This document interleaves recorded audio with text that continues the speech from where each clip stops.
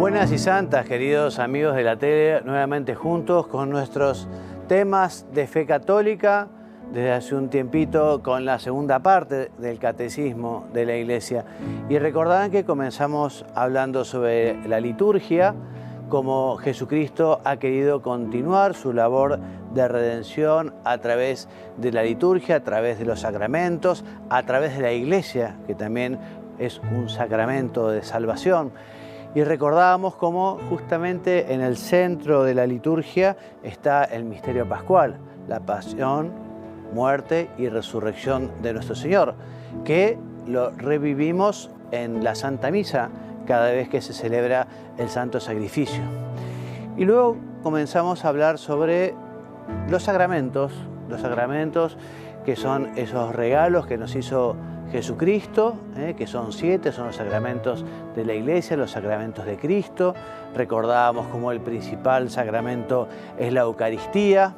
Juan Pablo II nos dirá que la Iglesia vive de la Eucaristía, porque en ella no solo recibimos la gracia, sino al mismo autor de la gracia. Y comenzamos con los llamados sacramentos de iniciación, que son 3, el bautismo, la confirmación y la Eucaristía. Y en el programa pasado comenzamos a hablar sobre el bautismo. Recordarán que el bautismo es la puerta de los demás sacramentos. El bautismo nos perdona el pecado original, el bautismo nos convierte en hijos de Dios, con el bautismo recibimos al Espíritu Santo, también con sus dones. Recordábamos lo importante que es en los niños que puedan recibir el bautismo cuanto antes, así lo prescribe también el Código de Derecho Canónico, además del Catecismo, es una obligación importante de los padres. Comentábamos y vamos a seguir hablando ahora cómo en la antigüedad, cuando comenzaron a seguir ese mandato de Jesús, ¿no? Cuando les dice a los apóstoles, vayan y prediquen y bauticen en el nombre del Padre y del Hijo y del Espíritu Santo, recogido por el capítulo 28 de San Mateo. Bueno, los primeros bautismos eran de personas más grandes, ¿no? De adultos. Entonces había todo un itinerario, todo un recorrido, porque evidentemente el bautismo exige la fe, o sea, creer en lo que Dios nos ha revelado, creer en Jesucristo, creer en los contenidos fundamentales o en los contenidos de la revelación, ¿no? Después, y lo vamos a volver a repetir ahora, comienza a desarrollarse el bautismo de los niños, ¿no? De los niños. Entonces ya lo que en la actualidad llamamos catecumenado, que es el itinerario hacia el bautismo, en la actualidad, en la Iglesia latina, es para los adultos, ¿no? En cambio, el bautismo que reciben los niños, ¿no? Reciben justamente aquellos pequeños con el apoyo de los padres y de los padrinos, de los cuales vamos a hablar también hoy, que tienen justamente la obligación de continuar la formación de aquel niño. ¿Se acuerdan que cuando hablábamos de los ritos del bautismo, que es tan lindo, son tan lindos los ritos del bautismo, se acuerdan que se prendía una vela en el cirio pascual, ese cirio que es Cristo, ¿no? Y justamente a los padres y padrinos, el celebrante les dice, bueno, a ustedes se les encomienda que esta luz continúe creciendo, esta luz que es Cristo, ¿no? En ese niño también que se le da la vestidura blanca, esa vestidura que manifiesta el perdón de los pecados y la limpieza y la purificación que realiza el bautismo. Entonces continuemos ahora donde habíamos dejado, que es justamente quién puede recibir el bautismo. Entonces es capaz de recibir el bautismo todo ser humano aún no bautizado. Les decía entonces que respecto del bautismo de adultos, en los orígenes de la Iglesia, el bautismo de los adultos fue la práctica más común, ¿recuerdan? Y les decía justamente que el catecumenado, que es ese itinerario, esa preparación para el bautismo, ocupaba entonces un lugar muy importante. En cambio, en la actualidad, el catecumenado sirve, digamos, este camino, este itinerario, para los mayores, los adultos, que también reciben los 3 sacramentos de iniciación cristiana. Cuando se bautiza un adulto en la Iglesia Católica, en el rito latino, además de recibir el bautismo, recibe también la confirmación y la Eucaristía. Y esta formación de los catecúmenos, este itinerario, este recorrido, este camino, bueno, tiene obviamente la finalidad de llevar a la madurez la conversión, ¿no? Porque efectivamente de lo que se trata en este camino es de conocer a Cristo, de amar a Cristo, de abrazar el Evangelio, de dejar de lado aquello que supone una ofensa a Dios, aquello que supone el pecado, ¿no? Entonces así se los va iniciando en el misterio de la salvación, en la práctica también de las costumbres evangélicas y en los ritos sagrados que se celebrarán e introducirlos en la vida de fe, en la liturgia, en la vida de caridad que se vive en este pueblo de Dios que es la Iglesia. Les decía, ya desde el inicio también comienzan a bautizarse los niños, comienzan a bautizarse los niños, ¿no? Entonces todos nacemos con la naturaleza lastimada, con la naturaleza manchada, porque todos nacemos con pecado original, recibimos ese pecado que cometieron nuestros primeros padres, Adán y Eva. No es un pecado personal, es un pecado heredado. Recuerdo alguna explicación que decía, alguien se quejaba y decía, bueno, ¿y por qué nosotros recibimos el pecado? ¿Qué culpa tenemos nosotros del pecado de Adán y Eva? ¿No? Bueno, aparte de ser un misterio, y no se comprende absolutamente del todo, pero a mí me ayudó a pensar que, no sé, una persona que tiene una fortuna, y se la gasta de mala manera, no sé, en el casino, en el juego, y bueno, el hijo no hereda nada, porque el padre se gastó todo, ¿no? O a veces quizá incluso una enfermedad de los padres, que es transmitida a los hijos, ¿no? Uno dice, bueno, qué injusticia. Bueno, Adán y Eva fueron los padres de la humanidad, ¿no? Entonces justamente al comportarse de esta manera con soberbia y desobediencia de Dios, fueron echados del paraíso, de aquel lugar soñado en el que vivían junto a Dios, y comenzaron a padecer los males que trae el pecado, ¿no? Y de eso lo heredamos nosotros, ¿no?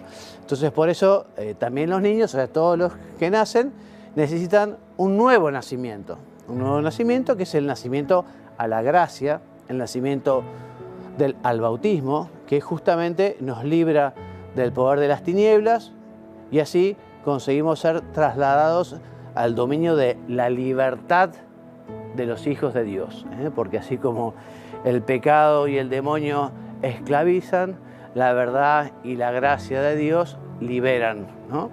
Entonces por eso la Iglesia y los padres privarían al niño de la gracia inestimable de ser hijo de Dios si no le administraran el bautismo poco después de su nacimiento. Así que cuanto antes se bautice al niño, mejor. Esta práctica de bautizar a los niños pequeños es una tradición inmemorial de la Iglesia y está atestiguada explícitamente ya desde el siglo II. Y es muy posible incluso que desde el comienzo de la predicación apostólica se hayan bautizado también a los niños. Algo dijimos y lo volvemos a repetir, como el bautismo va de la mano de la fe, ¿no? O sea, el bautismo es el sacramento de la fe, esa fe que se requiere por un lado para recibir el bautismo. En el caso justamente de los niños, son los padres y padrinos los que están llamados a que esa fe crezca en el niño, ¿no? Entonces, esa fe que se pide en los adultos, por ejemplo, que reciben el bautismo, no es una fe perfecta, no es una fe madura, sino que es el comienzo de la fe, que luego continúa desarrollándose. Por eso al catecúmeno o al padrino se le pregunta, ¿qué pides a la Iglesia de Dios? Y responde, la fe, ¿no? Y así todos los bautizados, ya sean niños o adultos, la fe debe crecer después del bautismo. Pues una buena oportunidad ahora para pedirle al Señor, porque la fe es un don de Dios. La fe no se puede conseguir solo por esfuerzo personal, ¿no? Entonces podemos pedir la fe para cada uno de nosotros. Y si alguno de ustedes, amigos televidentes, fueran, por ejemplo, padrinos de bautismo, es importante que recen por la fe de sus ahijados. Y es importante también el acompañamiento, porque justamente el sentido del padrino es acompañar, como Cristo acompañó a los discípulos de Emaús en esos momentos tan difíciles. Bueno, el padrino tiene que acompañar a su ahijado para justamente que vaya caminando hacia Dios, viviendo su fe. Y así la Iglesia celebra cada año en la noche pascual la renovación de las promesas del bautismo, con ese afán de renovar la fe, ¿no? Renovar, algo que podemos hacerlo también en otros momentos del año, o por ejemplo, no sé, lo hacemos cuando asistimos a un bautismo o a otras ceremonias, o sea, renovar nuestras promesas bautismales, nuestro compromiso bautismal.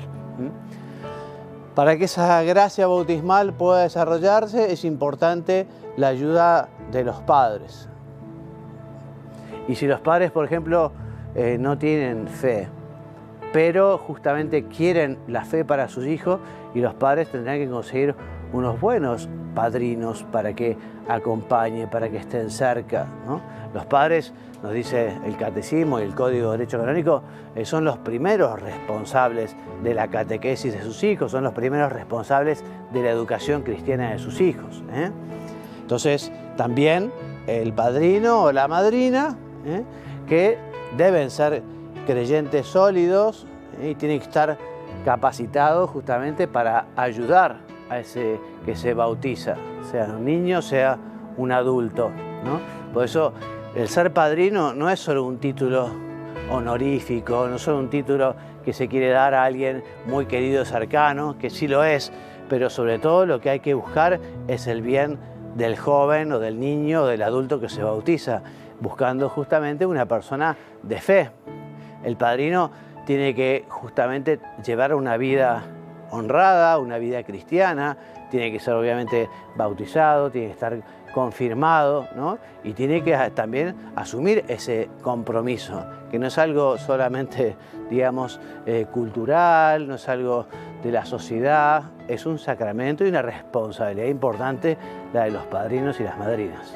Entonces, dice también el Catecismo que su tarea es una verdadera función eclesial.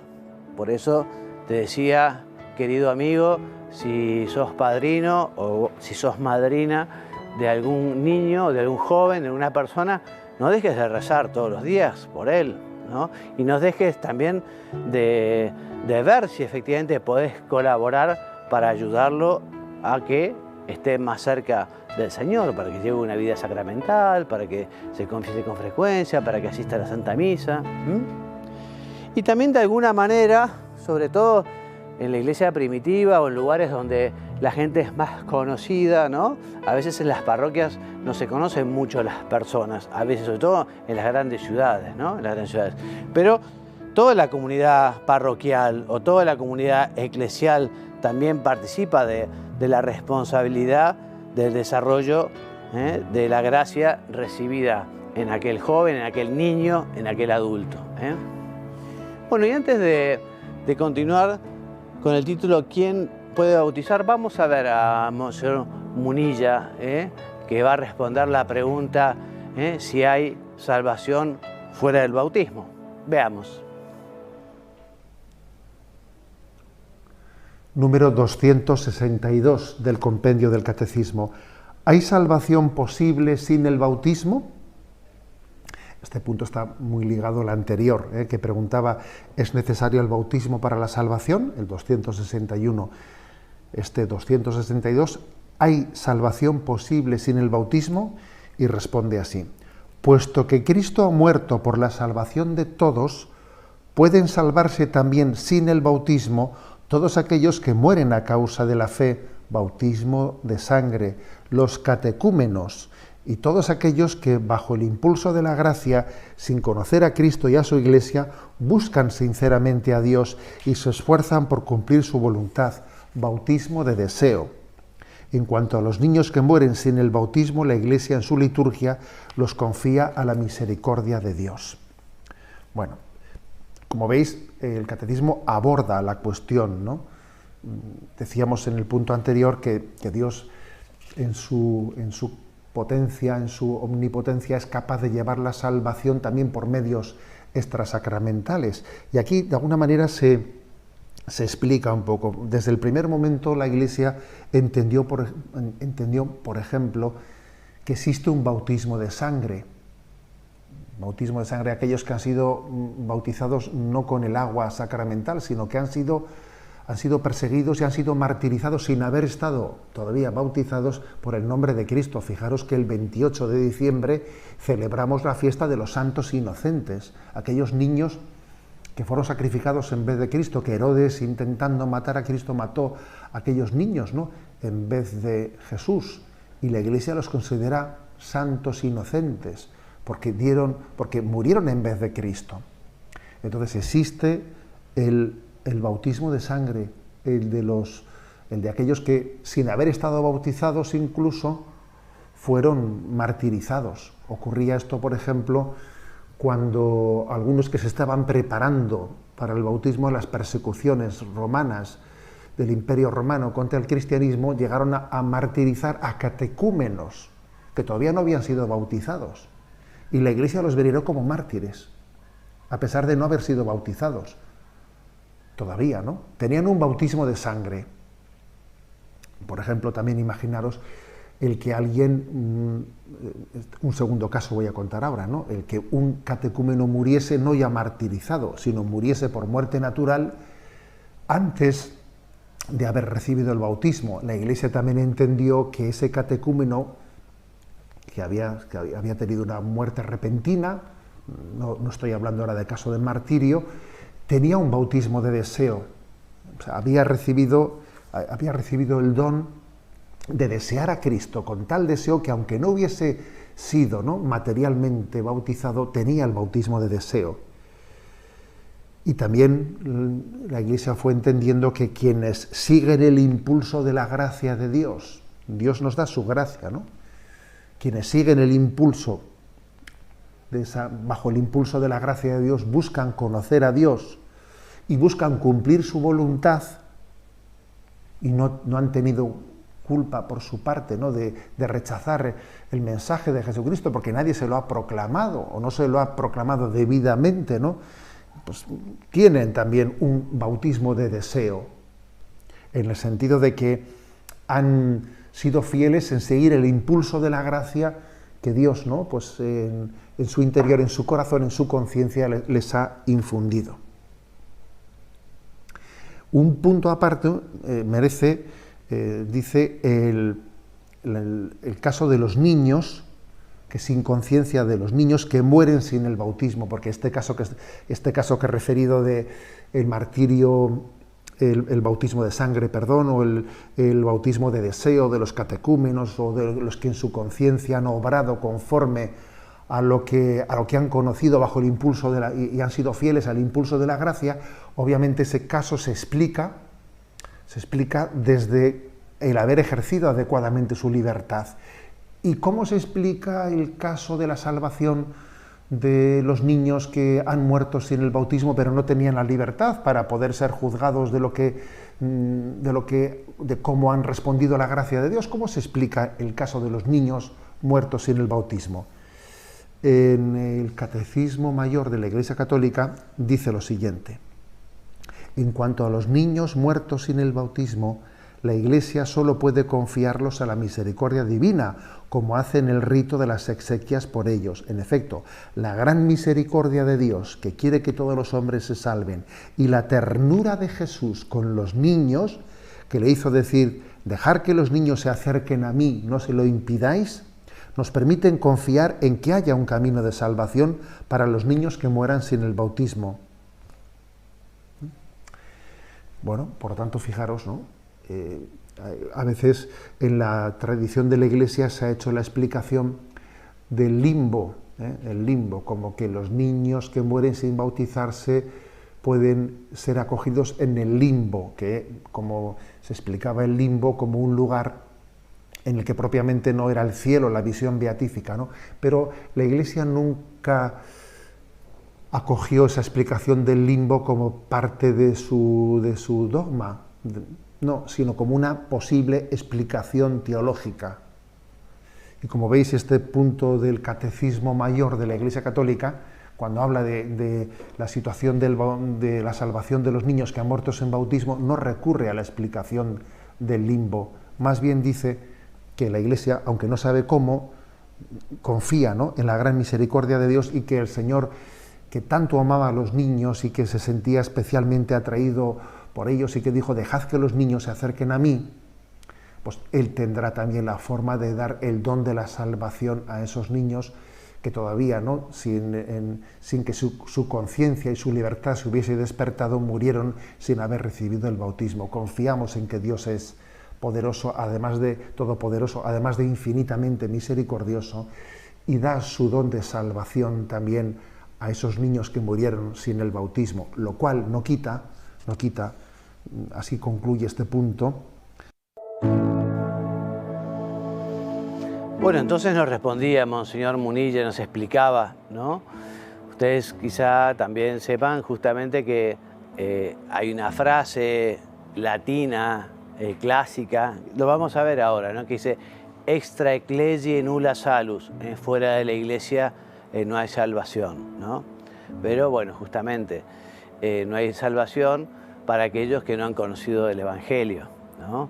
Porque justamente las personas que viven de acuerdo a su conciencia y buscan la verdad, se supone que habiendo conocido el Evangelio hubieran aprovechado para justamente recibir el bautismo y toda la gracia de Dios. Pero lo vamos a decir un poquito más adelante y vamos a continuar con el título ¿Quién puede bautizar?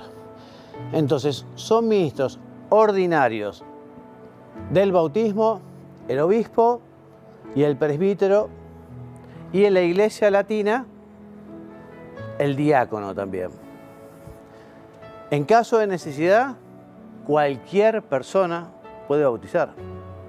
Cualquier persona, o sea, incluso un no bautizado, un no cristiano, mientras tenga la intención de hacer lo que hace la Iglesia, esa persona puede bautizar de la manera justamente que está previsto, o sea, derramando agua sobre la cabeza y diciendo, yo fulano, yo te bautizo en nombre del Padre y del Hijo y del Espíritu Santo. O sea, la intención requerida, repito, consiste en querer hacer lo que hace la Iglesia cuando bautiza.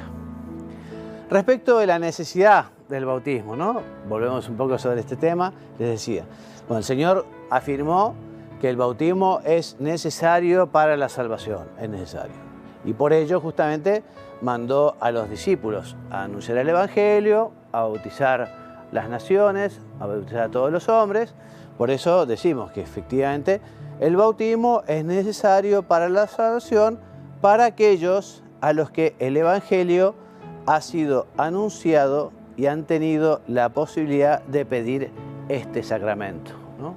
O sea que efectivamente gente que no ha conocido el Evangelio, personas que no han conocido a Cristo ni han conocido a la Iglesia, pero que viven de acuerdo a ese orden natural, a esa ley natural, a esa brújula, a ese norte que Dios ha puesto en el corazón de todas las personas para que hagan el bien y eviten el mal. La persona que vive de acuerdo justamente a esa verdad interior y que busca la verdad, evidentemente podrá ganarse un cielo muy grande, aunque no haya sido bautizado.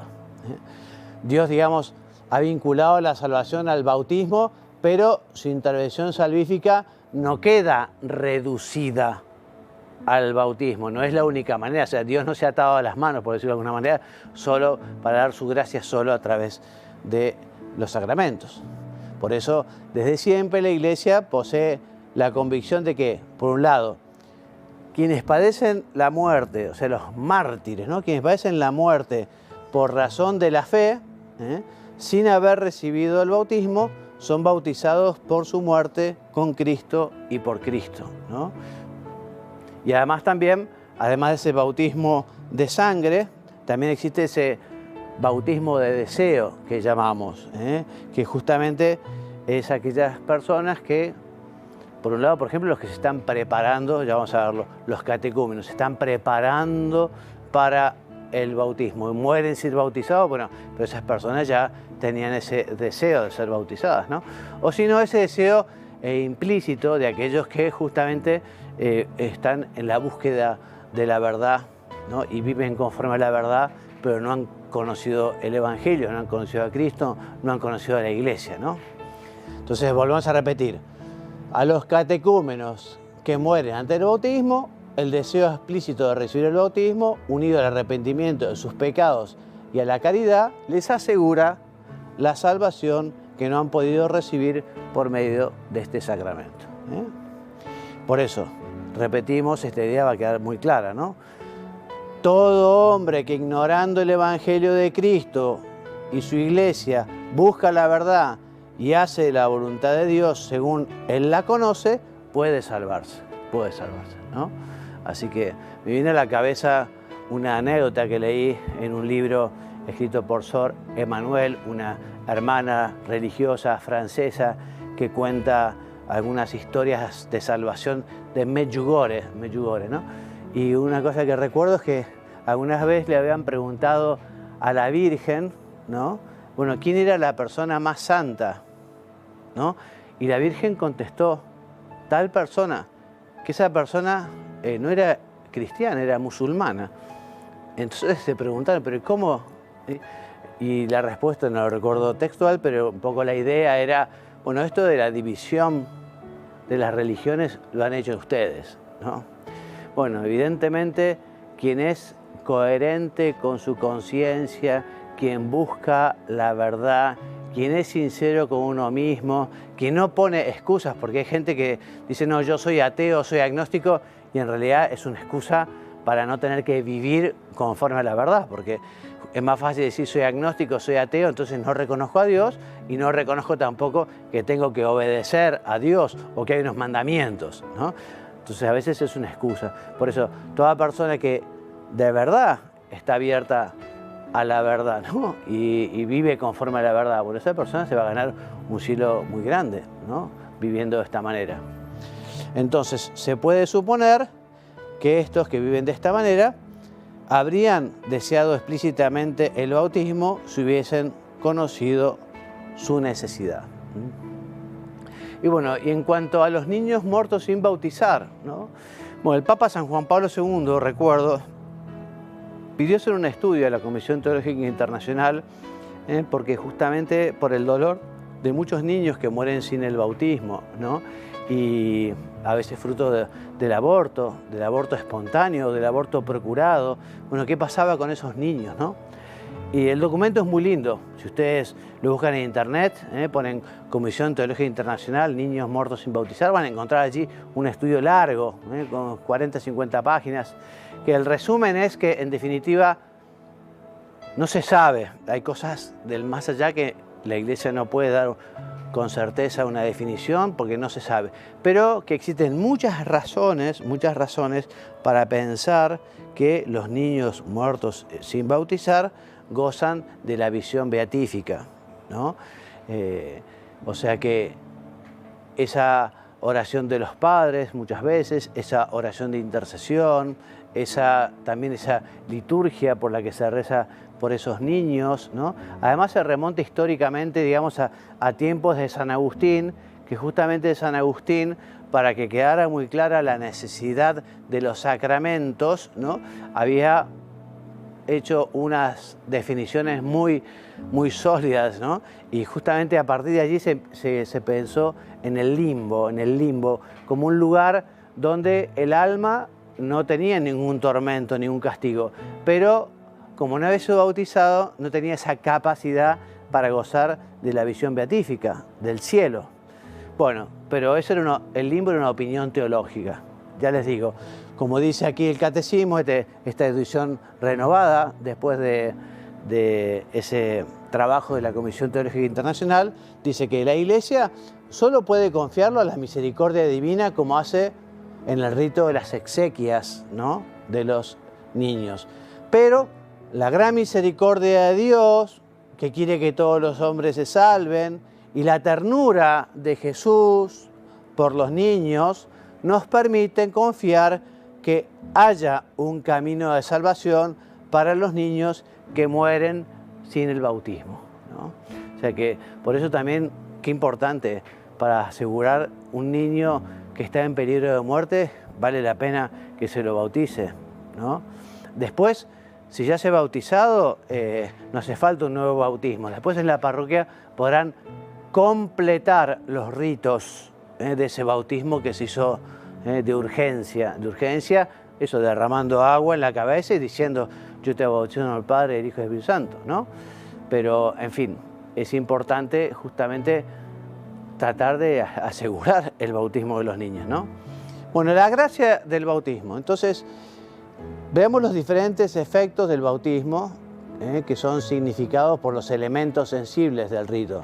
Por un lado, ya lo decíamos también en otro momento, la inmersión en el agua evoca los simbolismos de la muerte y de la purificación, pero también de la regeneración y la renovación.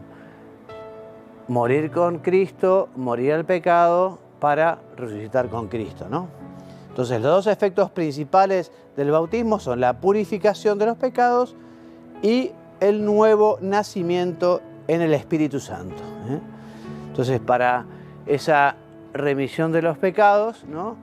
Por el bautismo, todos los pecados son perdonados. No solo el pecado original, si se tratara de un adulto, todos los pecados que hubiera cometido, ¿no? Como también las penas que tienen. En el bautizado permanecen ciertas consecuencias temporales, digamos, del pecado, ¿no? Porque justamente, aunque Cristo nos redimió, la naturaleza quedó dañada, lastimada por esa concupiscencia, ¿no? Bueno, y es consecuencia del pecado, eso, los sufrimientos, las enfermedades, la muerte, o sea, la muerte entra por el pecado en la historia. Las fragilidades inherentes a la vida, como las debilidades de carácter, así como una inclinación al pecado que la tradición llama concupiscencia o fomes peccati, ¿eh? Esta concupiscencia no puede dañar a los que no la consienten y la resisten con la gracia de Jesucristo. O sea, como esta tendencia, como esta tentación, bueno, Dios nos da la gracia para rechazarla y para vivir conforme a los mandamientos. Nos convertimos en criaturas nuevas, ¿no? O sea, el bautismo hace también del neófito, o sea, del recién bautizado, nueva creación, un hijo adoptivo de Dios que ha sido hecho partícipe de la naturaleza divina, miembro de Cristo, coheredero con Él y templo del Espíritu Santo. La verdad que un orgullo, ¿no? Ser hijo de Dios realmente. Entonces, así la Santísima Trinidad da al bautizado esa gracia santificante, que es la gracia de la justificación, que le hace capaz de creer en Dios, de esperar en Él, de amarlo, mediante las virtudes teologales. También esa gracia le concede poder vivir y obrar bajo la moción del Espíritu Santo, mediante los dones del Espíritu Santo que recibe el que se bautiza. Y también le permite crecer en el bien mediante las virtudes morales. Por el bautismo somos entonces incorporados a la Iglesia, cuerpo de Cristo. Entonces el bautismo hace de nosotros miembros del cuerpo de Cristo, ya que el bautismo incorpora a la Iglesia. De esas fuentes bautismales nace el único pueblo de Dios de la nueva alianza. Ya lo decimos, es el pórtico a los demás sacramentos y es el ingreso a la Iglesia de Jesucristo. Así los bautizados vienen a ser piedras vivas para el edificio para la edificación de un edificio espiritual, ¿no? Piedras vivas, es la Iglesia, cuya cabeza es Cristo, el cuerpo de la Iglesia, y somos todos los bautizados, los que somos piedras vivas de este cuerpo de Cristo, ¿no? Por el bautismo participamos también del sacerdocio de Cristo, de esa misión de Cristo. Cada bautizado es linaje elegido, sacerdocio real, nación santa, pueblo adquirido, para anunciar las alabanzas de aquel que nos ha llamado de las tinieblas a su admirable luz. Entonces, el bautismo nos hace partícipes de ese sacerdocio común, pueblo sacerdotal, sacerdocio común de todos los fieles. Y así, hecho miembro de la Iglesia, el bautizado ya pertenece a Cristo y está llamado a servir a los demás, a ser obediente y dócil a los pastores de la Iglesia. El bautismo es fuente de derechos y deberes, ¿no? Porque efectivamente, por ejemplo, el bautizado tiene derecho a recibir los demás sacramentos, el bautizado tiene derecho a recibir la palabra de Dios, la predicación, a recibir los auxilios espirituales de la Iglesia, pero también los bautizados están obligados a confesar la fe, a participar de las actividades apostólicas y misioneras del pueblo de Dios. Vínculo sacramental de la unidad de los cristianos. Entonces el bautismo constituye el fundamento común, ¿no?, entre todos los cristianos. Recuerden ustedes que la Iglesia tristemente se ha fracturado, ¿no?, los cristianos, y se han apartado con Martín Lutero, por ejemplo, o con Enrique VIII, ¿no? Entonces, digamos, hay cristianos que no están plenamente unidos a Pedro, a la Iglesia de Jesucristo, pero sí tienen un bautismo, y justamente ese bautismo es lo que nos une a estos hermanos separados, ¿no? Y así el bautismo constituye un vínculo sacramental de unidad vigente entre los que han sido regenerados por Cristo. Recordemos, el bautismo imprime carácter, ¿se acuerdan? Ese sello indeleble, ¿no? Ese carácter de pertenencia a Cristo es un sello que no puede ser borrado. Por eso, una vez que se ha recibido, no será reiterado. Es un sello bautismal, ¿no?, que capacita y compromete a una vida santa. Por ejemplo, a mí me gusta el ejemplo de que, bueno, muchas veces un funcionario tiene un sello, ¿no? Ese sello que acredita que es funcionario o que ejerce determinada actividad, ¿no? Y ese sello, digamos, lo que hace es recordar qué trabajo, qué tarea, qué rol, qué función cumple aquella persona, ¿no? Pues nosotros con el bautismo recibimos ese sello que nos hace Cristo, que nos hace miembros de la Iglesia, que nos invita justamente a pertenecer a este sacerdocio. Bueno, y hasta aquí llegamos. La semana que viene, Dios mediante, continuaremos hablando del sacramento de la confirmación, el sacramento del Espíritu Santo. Y ahora me despido enviándoles la bendición. Que Dios los bendiga y los haga muy santos. Amén.